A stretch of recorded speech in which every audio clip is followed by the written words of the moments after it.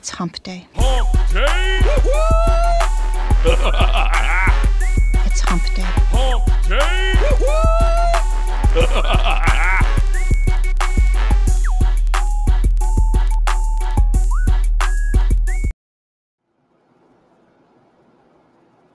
All right. Hey, everybody. Welcome to Hump Day Hangouts. This is episode 132. Today is the 17th of May, 2017. And we got the three of us here today. We're missing our South American contingent, but you got myself, Bradley, and Chris here. So Bradley, how's it going, man? Good, man. Happy to be here. We got lots of good questions already, so that's good. Awesome. All right, Chris, how about yourself? How you doing? Good to be back in Austria. Was quite nice to be on safari, being chased by lions and having dinner with elephants was quite an experience. So that's good. You definitely one for the bucket list for everybody. Fair enough. Fair enough. All right. Cool. Well, I'm just surviving the new heat wave. So since Marco's not here to talk about the weather, I'll say that it finally got warm up here. It turned into summer in one day. Yesterday it was like 55 and it's 90 today. So yeah it's got to be pretty brutal in Virginia, I would imagine, right now. Yeah, it's fucking hot. That's like, what's the temperature? Fucking hot. Yeah, it's like, I don't know, 70 or excuse me, like 93 or 94 degrees right now. And it was, you're right. Yesterday it was beautiful, and now it's like 93 degrees and kind of humid. So, anyways, yeah, summer's here with the heat. So, all right. Before we get into it, just want to say, if you're watching, thank you, first of all, and then secondly, if you're new to Semantic Mastery, please check out the Syndication Academy. It's a great place to get started with Semantic Mastery. You're already here, which means you're at a Hump Day Hangout, which is great. So you can go to syndication.academy, and you can click on the link in the description or on the page. And then if you haven't yet, go over to serpspace.com and get your free account over there. That's where you can get a lot of the done-for-you services. And you can go check that out. We're doing a pretty massive upgrade on Serpspace right now with the combined teams, and so we're going to have a lot of good news coming out about that as well. Let's see, in terms of other announcements, right after Hump Day Hangout, so like right after at 5 p.m., there's going to be RVR Pro, the Rocket Video Ranker Pro webinar. I don't know, Bradley, is it like the bonus or kind of the add-on? Yeah, it's the bonus webinar. We're going to be hanging out with Bill Cousins, the developer, and Lem Moore, and just the three of us, and we're going to be chatting about and taking questions and just chatting about different types of strategies for using, YouTube stuff for client getting and, ranking SEO strategies and just that kind of stuff. We're just going to be kicking it for an hour. So, awesome. And, anybody's free to attend. It's the bonus webinar for RVR Pro buyers, but, you guys are more than welcome to come check it out. And you might glean some good information from what we're talking about today. Awesome. All right, and I'm wearing the sweet Semantic Mastery hat that matches my Wayne Clayton Nike headphones. But I did want to say we've got an extra one, and we want to give one away. So we've got a few left. So whoever can tell me, there was an episode of Hump Day Hangouts that we did while we were in Panama. If you can tell me what color shirt Bradley was wearing, and you're the first one to put it on the page here, I'll give you a hat for free, and we'll ship it to you for free. So pay attention to Hump Day Hangouts, but also do that. So, all right. Searching the YouTube channel. All right, cool. So, are we ready to get into stuff? I think so. You guys good? That's all I got. Yeah, I'm ready. So, all right, let's do it. Let's do it. Screen.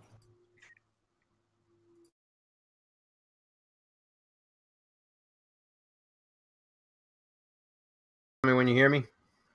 Good to go. Okay, cool. Okay, Paul answered black. I don't know if that was correct or not because I don't remember, but he's the first one to answer anyway. So I'll go check. Paul's up first. He says, "Hey Bradley, I know about Adwords Call Only ads, but I wasn't aware that you could do them also inside the Maps 3-pack for Google My Business. How do we go about or where to find the option to set those up? Not seeing that option from Adwords dashboard. Am I missing something here? Thanks." Yeah, Paul, it's not. There's not an option for it. It just if you set up call only ads and you're the top bidder or whatever, you don't even have to be the top bidder, but if you're the top quality score or whatever, you'll get. And what's funny is a lot of the other a lot of competitors don't have call only ads set up, so they don't show up in the Maps pack. If they have location extensions enabled, I think you can show up in the maps pack with your location extension enabled as well. But with call only ads, if you are the top bidder or one of the only bidders, which is what I've found the case a lot of the times, Google will just place you into the Maps 3-pack above it, like in the 3-pack. Now, we've already known for some time that if you were the top bidder or the top placed ad, that you could show up in the expanded maps when somebody clicked for the more places link at the bottom of the 3-pack. The ad would show up at the top of the expanded maps listing or expanded maps page. However, the call only ads are showing up in the 3-pack, but not on desktop. It's only on mobile. And it's not something that you select. It's not a setting inside AdWords. It's just if you're the top placed ad with call only ads, I'm starting to see those popping up now on mobile search in the 3-pack, which is great because then you don't even need, I mean, I haven't tested all the ones that I've got set up currently have locations anyways. So I already had location extensions enabled, but I haven't tried that like without locations extensions. So, if you can get a call only ad to show up in the maps pack when it doesn't have an associated location with that, you know what I mean? Like an associated Google My Business page with it. I don't know if that would show up in the maps pack, but I know when with accounts, Google My Business local pages attached to those accounts and through the AdWords extension, the locations extensions, right? Through that, then I know that the call only ads will show up in mobile search 3-pack, which is crazy. That's awesome. And you don't have to do anything. You just got to be, have good ads, good click-through rate, be basically the top placed ad. So very simple to do, Paul. It's not anything that you can select. Again, I haven't tested whether or not you need locations extensions for that to work. All of mine have locations extensions, so I don't know if that's a variable that matters or not. You'd have to test. Scott's up. He says, when working with clients, how do you explain Google Stacks so that they can appreciate what's being built? I would avoid trying to explain to them exactly what it's doing. I mean, some clients are going to ask a lot of questions about like technical details and stuff like that. And if they're curious and they really want to know and you want to explain it to them, then I would try to explain it to them as, using Google's own properties as a buffer between other, SEO, off-page SEO activities that work now but could potentially down the road cause harm. You have to explain that to clients, man. Scott, whenever a client asks about, stuff that what types of things are we doing? And that happens, right? Sometimes they really want to know like what's going on and they're just curious or whatever.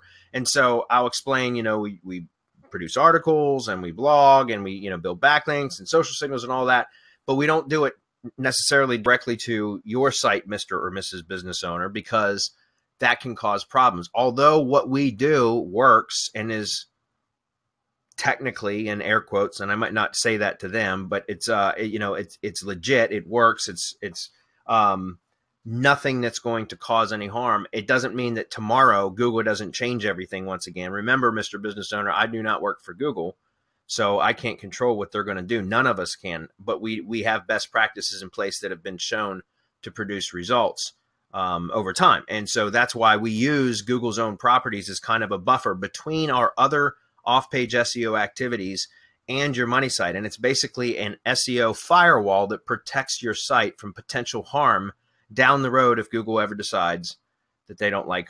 current best practices. And that's what I always say, is just something like that. So basically I'm just telling them it's a great way to buffer or protect their sites, as well as siphon some of the Google authority from Google to their site, right? Because you're saying, I'm building a network of Google properties around your site that will all be linked to your site. You will siphon some authority from Google. It will validate the entity and will help to protect it from potential harm in the future. And that's basically how I talk about it. But again, I try to avoid that conversation with clients unless they're really, really curious, because a lot of times you start getting into technical stuff like that and their eyes gloss over and you lose them. You know what I mean? So it's better to talk about how it builds authority and builds their brand than talking about like backlinks and all that other kind of stuff.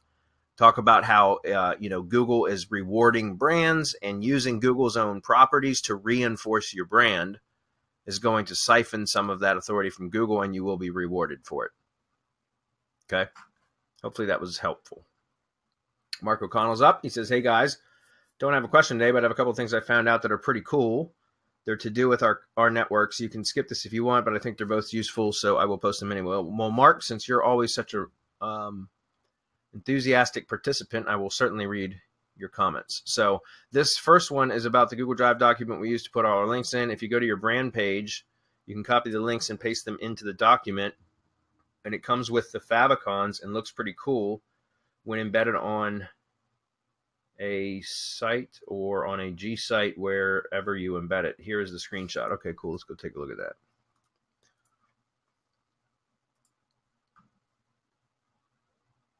Oh, okay. So you're saying you can copy all of your profile links from your Google Plus page, brand page, and paste them into a doc. I think that's what he's saying. Yeah, that's pretty cool. And it copies the URL and the icon and everything, huh? Huh, that's pretty cool. That's a quick way to do that, because I know that's it's pretty time consuming to go in and type all, enter all those URLs in manually when you're setting up your own, drive stacks or whatever. So that's pretty cool. Thanks for that. I think it looks better this way. Yeah, and it'd be a hell of a lot faster too. So thank you for that, Mark. The second was embedding a map in the Tumblr header. So when you're putting do follow links in the head section of Tumblr, you can embed a map. It looks pretty big on posts when you do this, but it's part of the head, and it looks like a hero image type thing. It looks good, and I think it's an extra embed on a powerful site, so not sure if it's worth doing or not, but I can't see it harming anything. Keep up the great work. Long live Semantic Mastery. That's right. POFU, Mark. Hashtag POFU. That's awesome. I would probably want to kick that one over to Marco to play with a little bit. I'm actually going to copy this and ping this over to Marco now.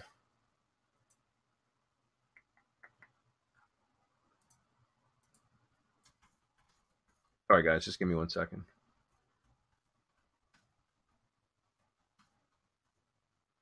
Okay, I'll explain that to him later. All right, so thanks for that, Mark. We appreciate that. Randy's up. He says, what's up all with your RYS stacks through SERP space? You all ask for a main keyword and then 50 minimum keywords. How do you use these keywords in regards to URL we give you? Well, the keywords are used really for adding into the metadata of the files, right? Of the drive files. That's really what it is, because you can spam the hell out of those. And like I think Marco put the Wikipedia article for New York City, which was something like 500,000 words or 50,000 words or something like that. It was ridiculous. It was really, really long. And he able to paste that into the metadata of the drive files. And that's why we do that, as well as I can't remember if we're doing any of the content generation or not. I don't think we are. So it's really just for the metadata of the files, Randy. That's all it is, because the main keyword is really the one keyword that, is going to be used throughout a lot of the files themselves for the links, where anchor text can be created. But remember, most of the links from Google, even if you can give them an anchor, it's not like a traditional style anchor, because it's a Google redirect URL. So it's and you can see that like in Google Sheets, for example. Anytime you put something in and you link it, you'll see that the way that the link is, it's not like a standard hyper or anchor text URL.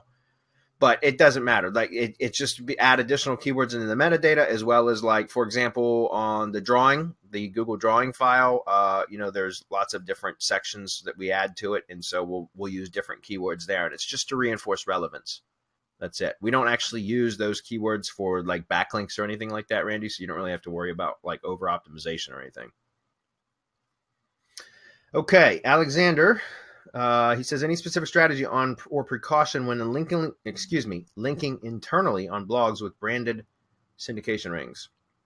The one syndicated blogs already have a link back to the post and to the home. The other platforms link back just to the post, which you want, yes.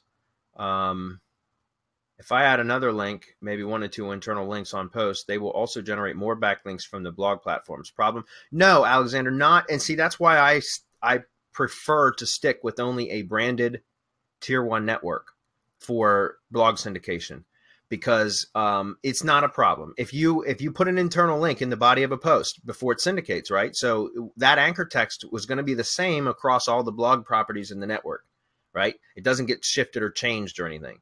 So that's why, you know, even way back when we first launched IFTTT SEO Academy, before it was Syndication Academy, I mentioned that in the training way back then, because if you were using multiple tiered networks or whatever on a blog syndication, then you could quickly run into over optimization of anchor text issues for any links that get syndicated. But when you're only using one single branded ring, you're only talking about 3, 4, or 5. If you're using Medium and Weebly, it would be a total of 5. But typically for a standard ring, it's only going to be 3 blog properties. So it's not an issue. 3 additional anchor text links from Web 2 properties that are branded, which is syndicated content from your money site. Google knows all that.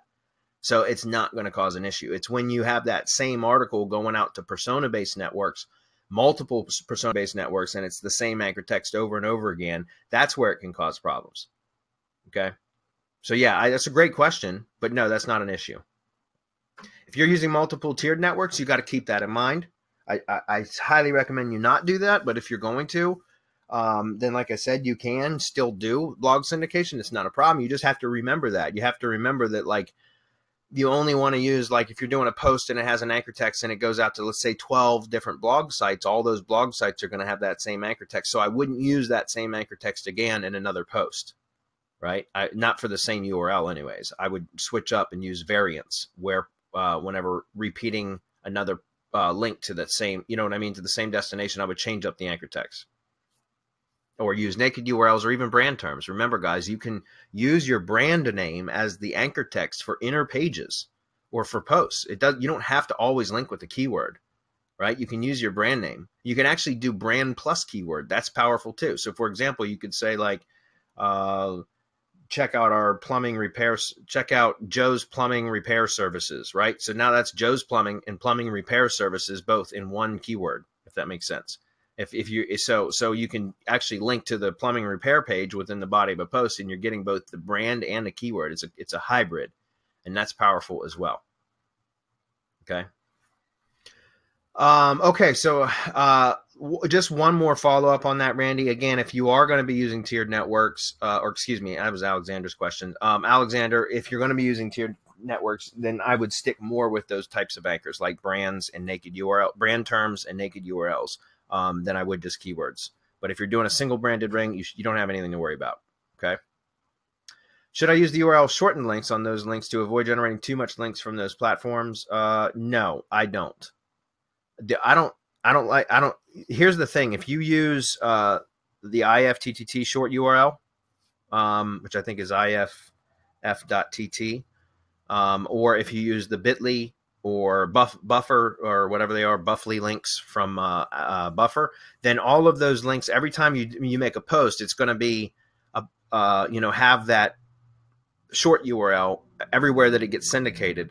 And I think that's more of a footprint than using just your own, removing any short URLs and just using your domain URL. I'd rather be building the authority back to the actual domain, the root domain, than to bit.ly and Buffly and all that. We use those for spamming purposes, guys. The 301 redirect URLs and short URLs very strategically, right? But not for syndicating your own content. I don't recommend it. Okay. Also, and if you have time for more questions, talk about how you guys plan to use WP video sites on your strategy. Okay. If we have time for that, maybe. Chris G was really driving that ship, so he's not on today. Maybe if we get a chance, Alexander, we'll come back to it. R. Bacon says, this is a follow-up to a question that I had about setting up Google site, website, and how many to have within one account, where I assume you can still create multiple YouTube channels and corresponding Google Plus pages with one Gmail account. It doesn't look like I can have multiple Google Drive accounts with one Gmail, and I assume that sites might be the same way. No, that's not correct. I think it's Robert. If I'm wrong, Robert, I'm sorry. But anyways, you can have multiple Google sites, Google sites under one account. I know because I was just in there today, in Google Sites today, and the specific account I'm in has multiple Google sites in there. So, yeah, you can't have multiple Drive accounts but you can have multiple Google Sites accounts within. And just keep in mind what I said about, you know, being careful with that, because if something happens where that Google account gets terminated for spam or whatever, you're going to lose all those sites. But yeah, you can have multiple Google Sites in one account. And I know that for a fact because I was in there today with one of my accounts that has multiple Google Sites. When I've created a new persona in gdrive with the IFTTT SEO process using a proxy and phone verifying the Gmail account, do I then need to keep that proxy and always log in using it associated Gmail, gdrive, or Google Sites, or is there a different, more efficient way? Honestly, I'm going to tell you this, and it might not be something you want to hear, but go buy Browsio. I mean, I'm not kidding. If you're doing SEO work, guys, like Browsio should be an absolute, like it should be a staple. It should be part of your toolbox. And the only reason why I'm saying that is because for exactly what you're talking about,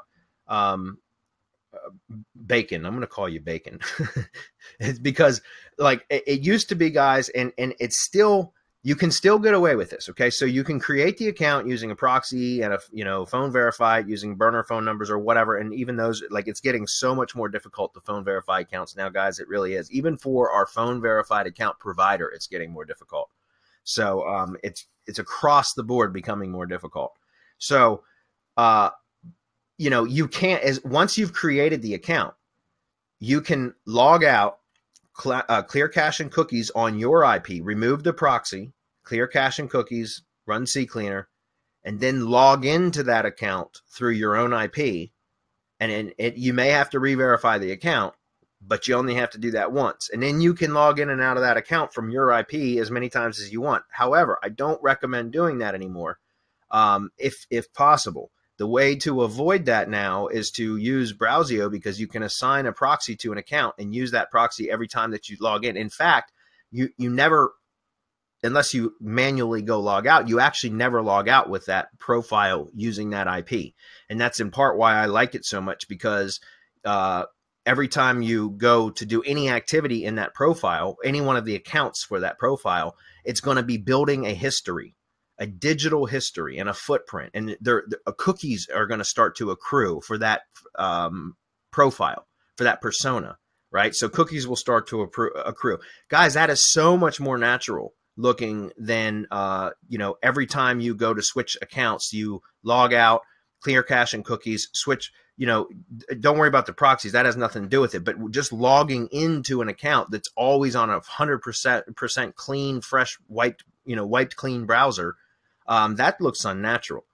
And, you can still do it and it still works right now. But I can tell you that it's likely that those accounts aren't going to be nearly as effective or as powerful as accounts that have a typical browsing history and cookies accrued, if that makes sense. So again, Bacon, I recommend highly, and Browsio, by the way, guys, has a monthly now for people that didn't want to buy the yearly or the lifetime licenses, which is quite expensive now. Totally worth it though, in my opinion, but they do have a monthly now. So get it and start using it. It's going to save you a shit ton of time, first of all. Second of all, it's going to make your profiles so much stronger. As far as proxies, guys, my favorite proxy provider for these, because especially for stuff with using with Browsio, is I like buying permanent proxies. So I only have them replaced when needed. A lot of proxy providers will automatically replace your proxies every 30 days.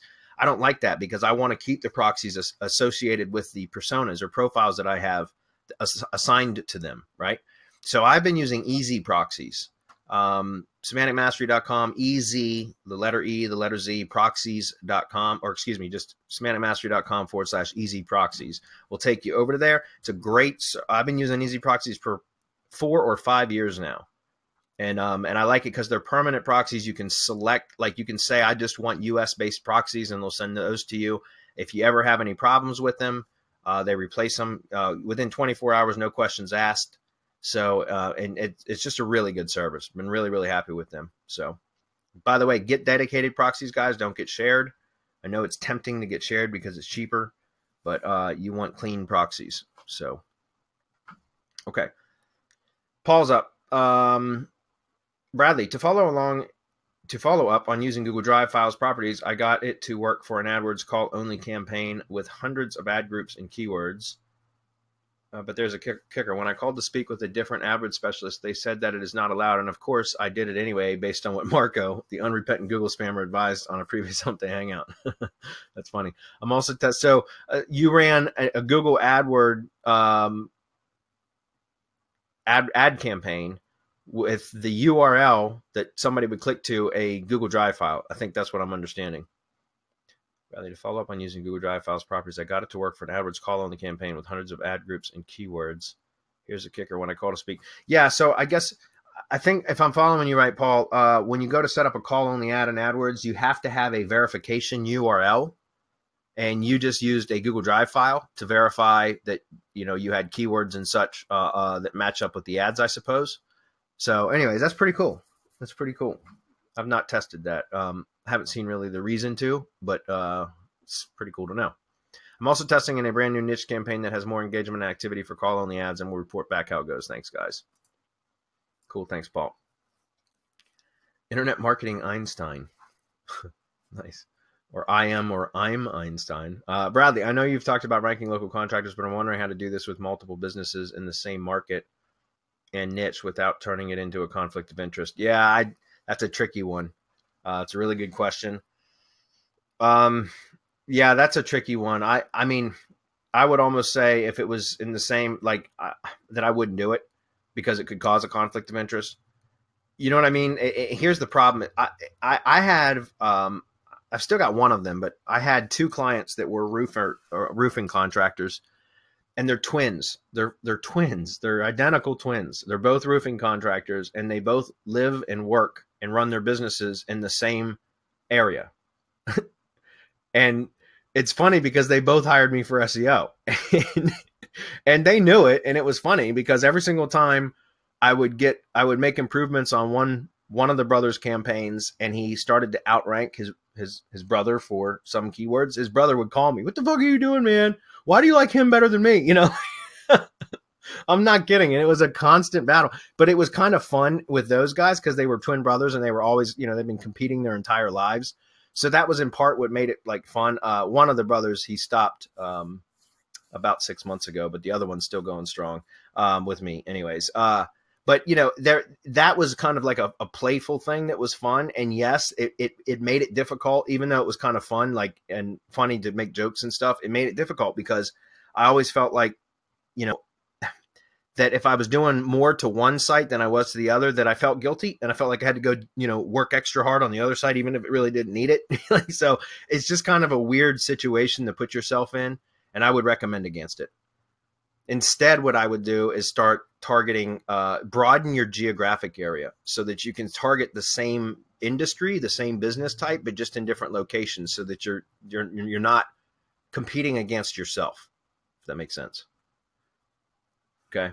If anybody else has any ideas on how, or experience with that a good way to resolve that or avoid any potential issues, please comment on the page, because I'd like to hear them. Personally, I've just avoided it only because, like I said, having those roofing brothers, even though it was kind of, like I said, kind of fun, it was also a pain in the ass, and it was a bit tricky. It was an awkward position to be in, and so ever since then, like I said, I still have one of those guys as a client. I've had him for 4 years, almost 5 years, at least 4 years. So it's been all that time now that I've just always avoided it ever since, because of my experience with those guys, if that makes sense. And it wasn't a bad experience. It's just awkward. Greg says, I've gone through your YouTube Academy. I'm assuming you mean Silo Academy. I'm not sure which one. We got a couple of them, Greg. Anyways. And I want to do my first YouTube live event with a pre-recorded 3-minute video using OBS. Every OBS tutorial I've watched is doing the more complicated actual live streaming. Can you share the simple steps on how to do this for your method? I've used OBS before. Real quick, someone gave him the link above, so he's good to go on that part. Okay, for the OBS training that I did? Yep. Okay, cool. It's really simple, Greg. Everybody tries to overcomplicate it, but it's really simple. You just grab your stream key, and then you just select your media sources. And it's just like running Wirecast, if you've ever done that. In fact, it's easier than Wirecast to set up. Okay. I recommend having a still frame before and a still frame after the video, so that you have basically 3 media sources selected and in queue so that you can click from one to the next so that it gives you like some nice editing points for the beginning and the end, plus the call to action slide. And all that's been covered. Again, that if you got the link, you should be able to see all that in the training. Yeah, let me give a shout out here to whoever put that out there. I'm looking for it real quick. Steve, thank you very much for that. Yeah, there you go. Thanks, Steve. Appreciate that. I'll +1 it. Okay, Aussie. What's up, Aussie? He comes almost every week with questions now. That's awesome. Hi, all. A quick question. What do you think about footer links site-wide from PBNs to money sites? And what do you think about directing them to tier 1 branded ring? I wouldn't do it to money sites, not site-wide links. I wouldn't mind putting a footer link in a PBN as long as it was only present, a footer link only present on like one page. I would not do a site-wide footer link to a money site. So guys, make sure you understand that distinction, right? I would put a link from a PBN site to a money site in the footer of a single page, but not a site-wide, because those are notorious for causing problems, site-wide footer links. So unless you follow them, which would kind of defeat the purpose of putting it in a PBN anyway, right? So instead, if you want to put site-wide, I wouldn't not put it to a tier 1 network property. That's fine. I just wouldn't do it direct to money site. And the reason why it wouldn't hurt a tier 1 money site, or excuse me, network property, guys, is because those are Web 2 sites that have, can withstand that kind of stuff. I would not point that direct to a money site, though. Single page, yes. Site wide, no. Real quick, Bradley, if you skip back down to Greg's question, he had one at the bottom of that longer question about sorry, video I missed Powerhouse. Yeah, no worries. I missed the second part of that too. So all the tutorials go through a lot of settings with bit rates. Any tips on setting that to use? Okay, yeah, no, you don't have to go through all that, Greg. It's real simple. Just watch that OBS tutorial that we did. I have a lot of video Powerhouse credits. Can a video be uploaded to my YouTube channel as live event?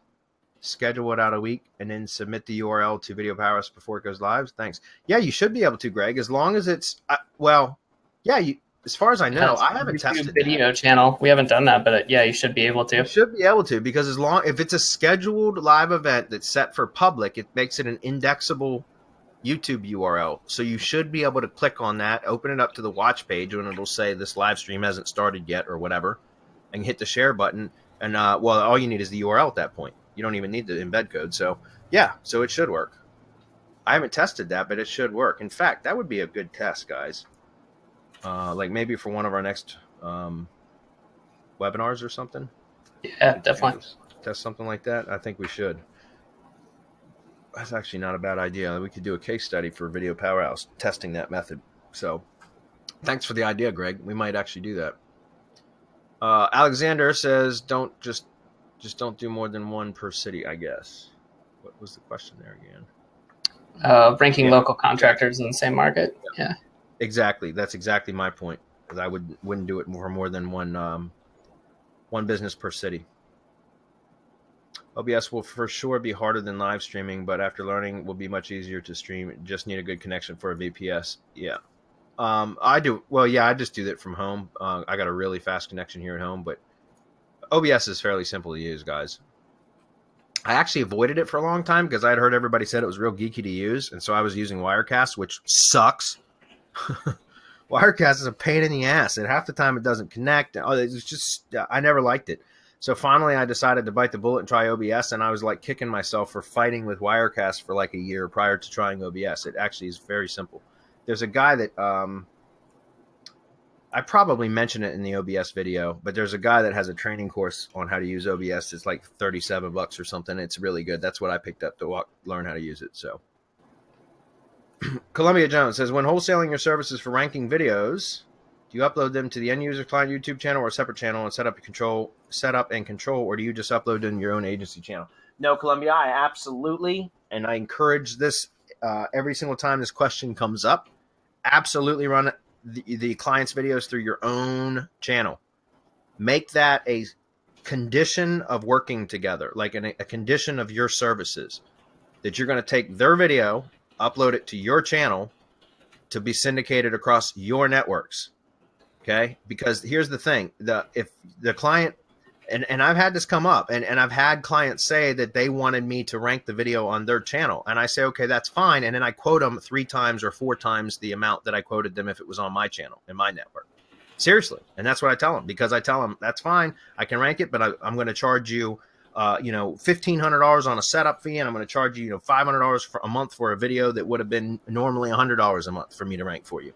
Because, and then I say that because I tell them I've got to go out now and build the digital assets. I got to build the syndication networks. I got to start injecting authority into your channel. It's going to be an enormous amount of work, Mr. or Mrs. Business Owner. So therefore, if you want me to do that, I can, but it's going to be literally, and I quote them at like 5 times the price. And I've never had one single business come back and say, okay, yeah, we'll take that option. No, they always say, no, that's fine. You can put it across your channel. And the reason I say that is because you get to build your own digital asset, which you control. So it's yours. Well, I mean, you're renting it from YouTube, so to speak, right? But it's your asset. You manage it. You control it. You control the level of SEO, the syndication networks, the backlinks, everything. So you can build that asset up, make it very, very powerful. And then whenever you go to, provide a service for another client or leads or whatever, you can upload to your own channel, and you'll have, you've got a powerhouse there, right? So, and the other part of that is so it makes it easier to rank, number one, less time, because you're constantly should be building your own asset. But then if the client decides at some point that they don't need you anymore, like after the video is ranked, well, guess what? It's on your channel.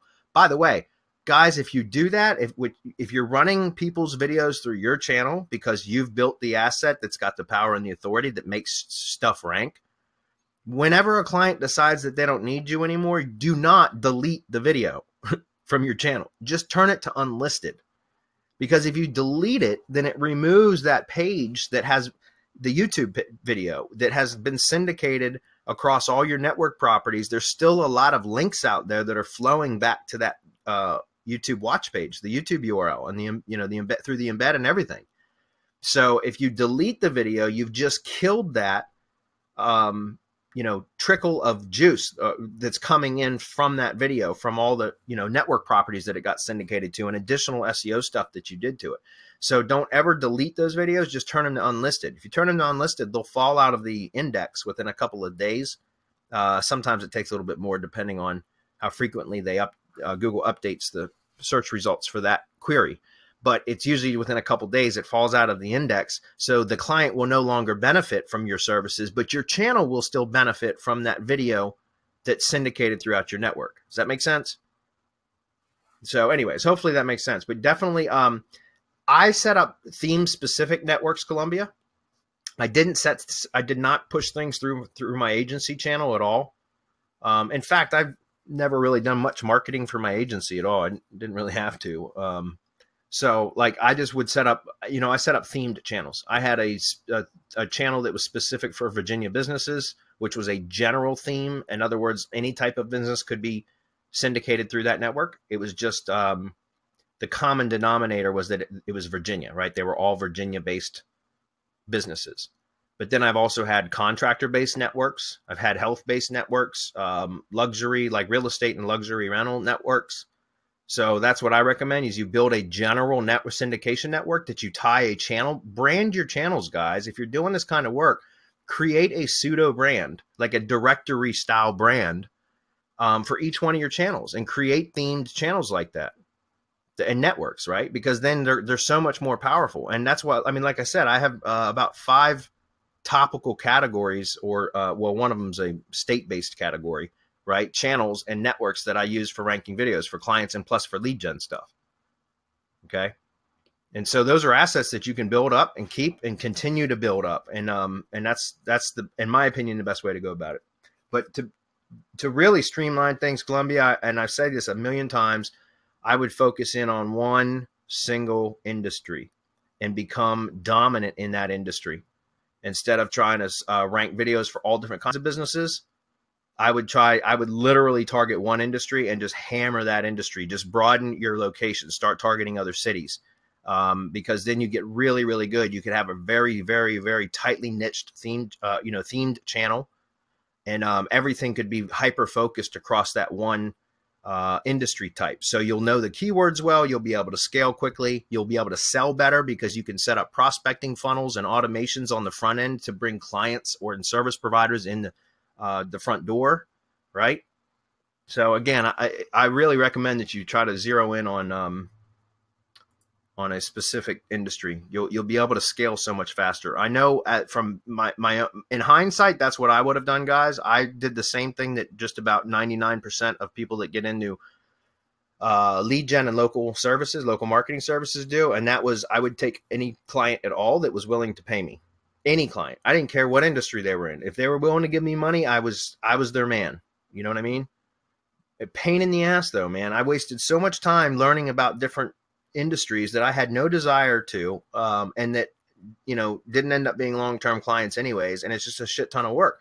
Knowing, like, if I had to start all over again, I probably would have just started with tree service contractors and stuck to very specifically to that niche, and maybe expanded to what they call tangent markets, like landscapers, for example, lawn care services, those kind of things that were very tightly themed with tree services, because then I could have built out one big ass PBN network and video broadcasting network, and, all my opt-in and prospecting funnels and all that kind of stuff could have all been really tightly themed. And I could have done 25% of the work that I've done to this point and still probably made more money. Does that make sense?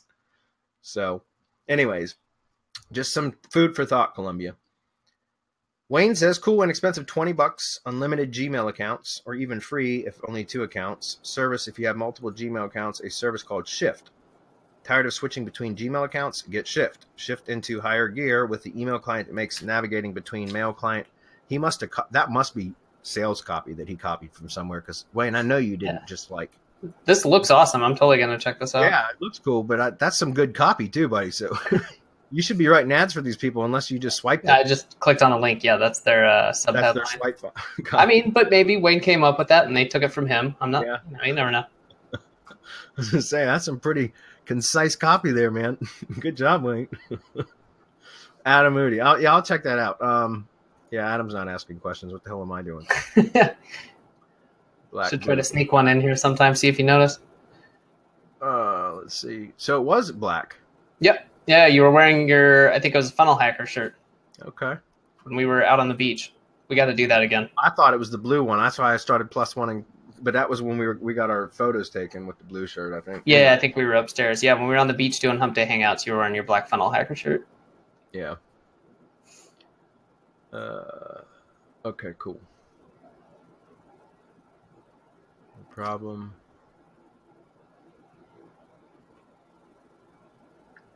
Are we out of questions? Looks like one more at the top. Greg was asking about, he's got one at the very top. Can you see it? Yep. Okay, Greg. When putting a video on a website page, is it better to embed it or put a link in using the sisstrix video object markup tool to put the data into the text editor of the page? Greg, honestly, the sisstrix markup tool is great because it marks up the video object correctly, but it screws up a WordPress page. It messes with CSS. There's no way that I've been able, like, I'm not a CSS guy, so I haven't, I don't know how to go in and edit that kind of shit to make it work. But the problem is it comes out looking funky if you embed it into like a WordPress post, because like the div tags and everything create like an H2 heading for the video title, and then like there's a great big like open area between the H2 and the actual video, and it looks like shit on the page. And so even though the object markup is good, it's, in my opinion, it's not worth using because it's a pain in the ass to try to get it to format correctly, and it just kind of like makes the page look funky. So I don't ever use it anymore for that, unless I'm like using it in like WordPress.com or something like that, like a Web 2 site, not for a money site though. If that makes sense. Or if you're just doing it for purely SEO purposes, then yeah, who cares what it looks like, right? And that's entirely up to you. There are some plugins, guys, that will do that. Will mark up video objects. The one that I've used a lot, it's expensive as hell though, is Yoast WordPress SEO with the video SEO extension or add-on or whatever you call it.